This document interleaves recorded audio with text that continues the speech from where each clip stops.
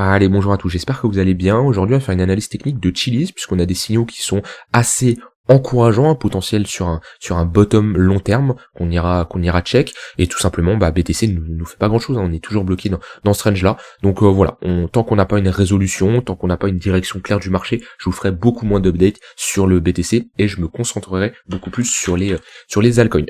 Alors Chiliz en long terme, on est sur un retracement et sur une réintégration potentielle qui pourrait nous amener à un bottom assez long terme.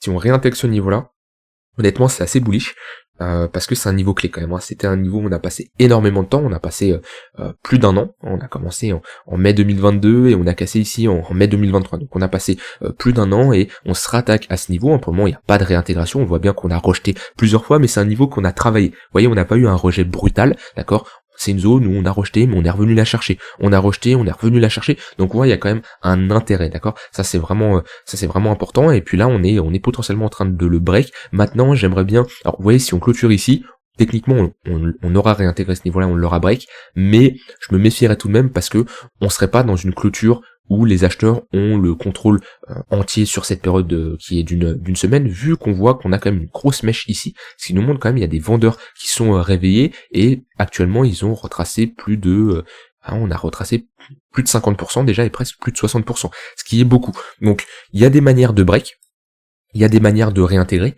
et pour moi, on peut réintégrer d'une certaine façon, mais si on n'a pas un contrôle total des acheteurs, c'est compliqué. Je préfère avoir une bougie comme on a ici, voilà, une bougie bien baissière comme ça, bam, on dump. Vous voyez, il y a une petite mèche, mais c'est rien. Si je mets un Fibo, hop, on a retracé même pas, arrive, hop, on a retracé même pas 38%. Vous voyez, c'est un petit retracement, ça, c'est une petite mèche. Ça, c'est pas le genre de mèche que j'aime bien. Donc techniquement, si on a une clôture, vers les 10, 11 centimes de dollars, là, on pourrait dire qu'on a réintégré et que les acheteurs ont le contrôle entier. Maintenant, on peut voir ici une sorte d'épaule tête épaule, ok, qui sont des structures de bottom long terme, surtout en weekly. Puis là on pourrait voir également une structure en W, qui serait tout simplement, ici on a un bottom, on a une tendance haussière, et qui serait tout simplement une structure de continuation de tendance. Techniquement, si on clôture au-dessus de ce niveau-là, hop, on pourrait mettre des extensions de Fibo de ce range là, et on aurait une prise de profit théorique, entre les 100% d'extension et les 1,118, donc entre les 11 et les 12 centimes, on a une très bonne zone de résistance ici qu'il faudra surveiller. On est sur cette extension, plus cette zone, ce déséquilibre ici, cette zone d'imbalance, et également ici la ligne de coup de cette structure de top de marché, ici, sommet creux, sommet plus bas que le précédent, break. Donc ici, bonne zone de localisation aux alentours des 11-12 centimes de dollars. Donc ça, c'est surtout pour du court terme. Là, quand je parlais de bottom, j'étais vraiment sur du long terme, ok. Mais voilà, quelqu'un qui a de fortes convictions sur Chiliz, qui se dit ok, c'est un projet intéressant qui peut performer sur le long terme. C'est pas mon cas, moi, c'est pas un projet spécialement qui m'intéresse. Ça peut être un projet intéressant, mais techniquement, déjà, on est en retard, quand on comparait sur les autres altcoins. Maintenant, il y a d'autres altcoins qui sont intéressantes, qui sont également en retard, mais d'un point de vue fonda, c'est pas du tout le genre de projet qui m'intéresse. Maintenant, d'un point de vue technique, cette réintégration serait vraiment bullish, avec une bonne bougie, comme on a eu ici. Et vous voyez, c'est ce que je vous disais hier, dans l'analyse du BTC, où je vous disais, ça, c'est des niveaux vraiment décisifs, où il y a énormément de stop sous ces niveaux-là. Imaginez, on a passé un an à consolider entre deux bornes, d'accord.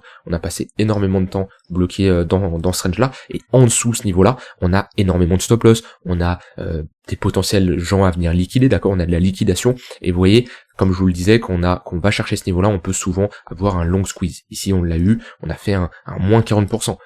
C'était quand ça? C'était le 5 juin, BTC il a fait quoi le 5 juin? BTC a fait un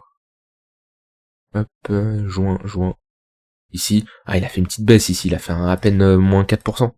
Moins 4%. Donc vous voyez, ça peut vite, et ça c'est vraiment des gens qui ont clôturé leur position, ils ont eu un long squeeze, parce qu'on a déclenché ici énormément de stop loss, beaucoup de gens qui se sont fait liquider, et c'est là où c'est intéressant de voir, est-ce qu'on a un réel break? Ça c'est un réel break, bien sûr, on voit que les vendeurs ont le contrôle en entier. Maintenant, si on a une mèche, on mèche à 50%, on a une réintégration, etc. Là, on pourrait se dire que, techniquement, alors la réintégration, elle serait plutôt ici, mais si on avait une réintégration, ça aurait été plus intéressant. Et c'est là où, quand on a comme ça ce genre de dump, faut surveiller comment le marché réagit. Est-ce que on a, comme ici, un long squeeze avec une bougie qui est pleinement contrôlée par les vendeurs, ce qui est le cas ici, ou si on a une mèche à 50%, qu'on a une réintégration, et ici un pullback, là on pourrait se dire, ok, on a une fausse cassure, on a piégé énormément de vendeurs, et on est sur une déviation, et on pourrait revenir chercher notre haut range. Ce qui n'a pas été le cas ici, il faudrait se méfier, et qu'on n'ait pas la même chose ici, parce que techniquement, si on ne casse pas ici, qu'on a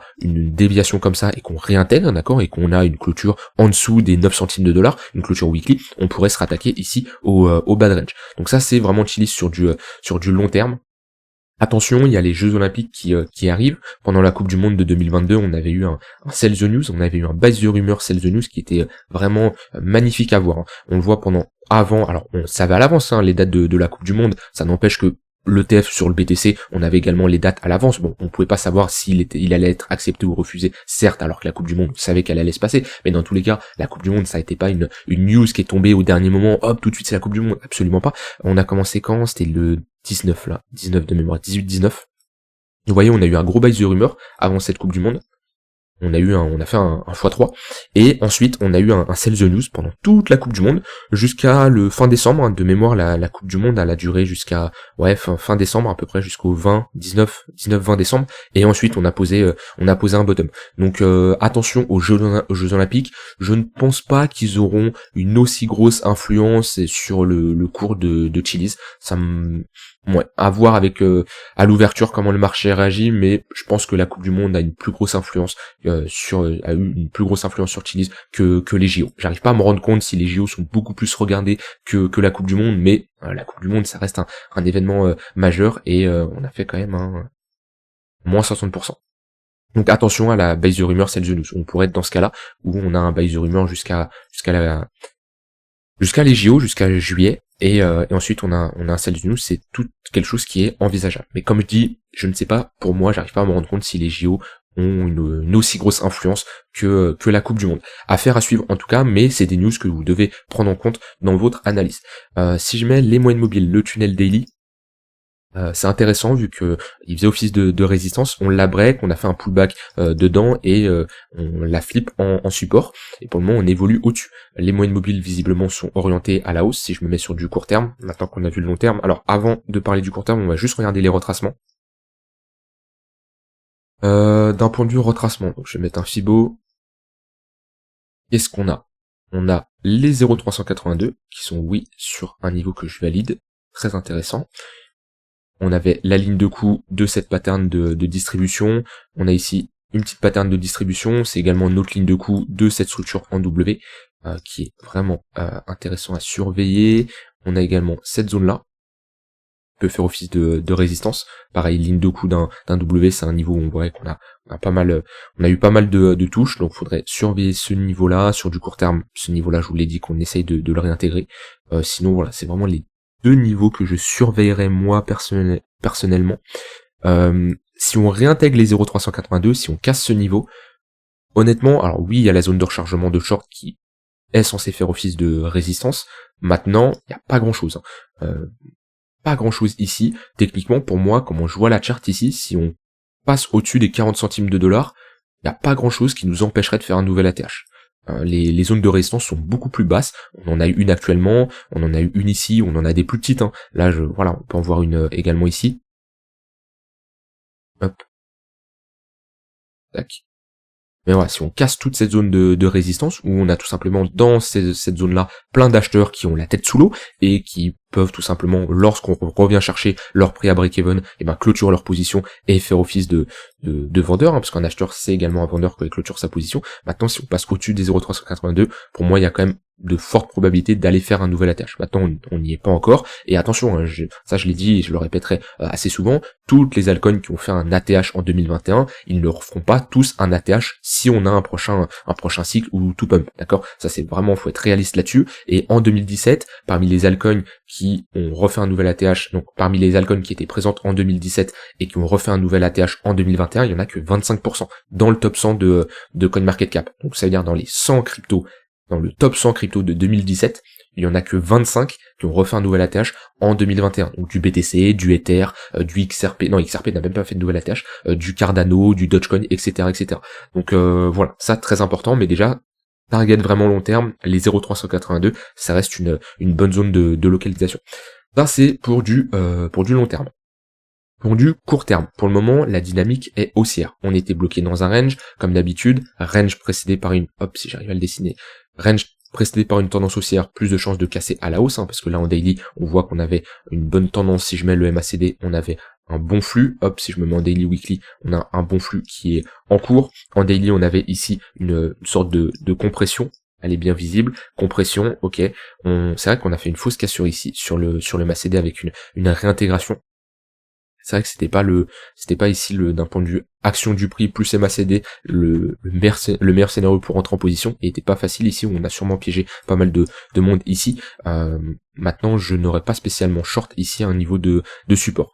Dans tous les cas, ce range là on l'a cassé à la hausse, on est en train de proposer ici un pullback sur ce haut de range qui doit absolument tenir. Techniquement un range, si on le réintègre, les 0,094 ici, ça serait vraiment pas encourageant, et il y aura de grandes chances de revenir chercher ici nos 50% de notre range. Les moyennes mobiles sont clairement orientées à la hausse.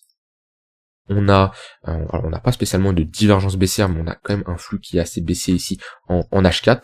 On est juste sur un retracement, visiblement pour le moment, on n'a pas structuré de top de marché. Si je mets un Fibo, on est sur les 0,382, ouais, actuellement on est sur une très bonne zone de localisation. Quand je regarde ce qu'on a là, 0,382, on a un point pivot monthly, on a le tunnel 1 heure, on est sur un point pivot daily. Ouais, franchement sur du court terme, la localisation actuelle est assez bonne. On a une divergence haussière qui n'est pas encore validée, mais on voit qu'on a un affaiblissement du côté des vendeurs. On le voit en général dans une tendance, 3 mouvements à la baisse, c'est un affaiblissement de notre tendance. Ça veut pas dire que ça y est, c'est la fin, on va se retourner, hein, c'est que des probabilités, mais après 3 mouvements à la baisse, méfiance, on peut s'attendre à un réveil un essoufflement des vendeurs, et on aurait un réveil des acheteurs si on commence à proposer ici soit un ravalement, donc une bougie nette qui vient casser le précédent sommet, ou tout simplement une pattern de retournement. Tout simplement. Mais ouais, on est actuellement dans une très très bonne zone de localisation sur du court terme, là pour de l'intraday, pas spécialement pour du swing, mais entre de l'intraday et du swing également.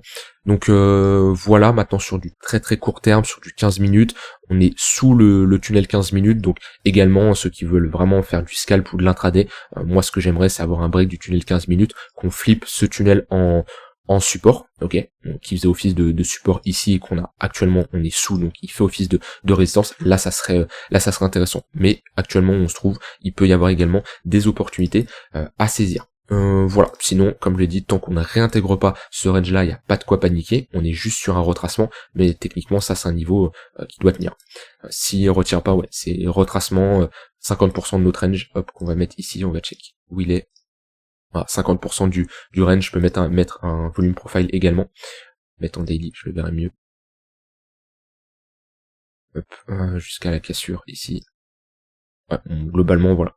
Si on réintègre ce range, attendez-vous à un chiliz, car a de grandes chances de revenir chercher cette zone-là entre les 50% de retracement, et notre poke est classique dans un range. Si on le réintègre, ce qu'il faudra surveiller, ça sera tout simplement les extrémités. Voilà, notre value area high ici, et notre value area low. Le milieu de range, on ne cherche à rien faire du tout, c'est le pire endroit pour se positionner. Et vous, dans le même scénario que le BTC, si on réintègre ce niveau-là, cette zone-là passe en résistance, ok, et on pourrait se dire que tant qu'on ne réintègre pas ce niveau-là, donc si on clôture comme ça, tant qu'on repasse pas au-dessus de ce niveau-là, eh ben on sera plutôt dans un biais neutre, vu qu'on aura fait une déviation, ok.